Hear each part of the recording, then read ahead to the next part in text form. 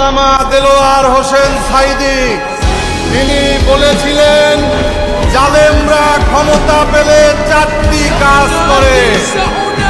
প্রথমত দলীয়করণ করে, দ্বিতীয়ত আত্মীয়করণ করে, তৃতীয়ত বংশীয়করণ করে, চতুর্থত ভারতীয়করণ করে। বিএনপি ক্ষমতায় আসার পরে জেলা পরিষদ, সিটি কর্পোরেশন, পৌরসভা, বিভিন্ন কর্তৃপক্ষগুলোতে বিএনপির দুর্নীতিবাজ লুটেরা অর্থ পাচারকারীদেরকে বসিয়েছে।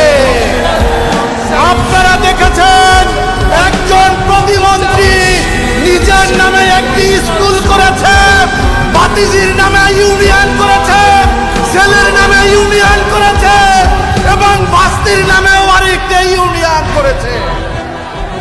এই আওয়ামী লীগ এবং বিএনপির মধ্যে কোনো পার্থক্য না।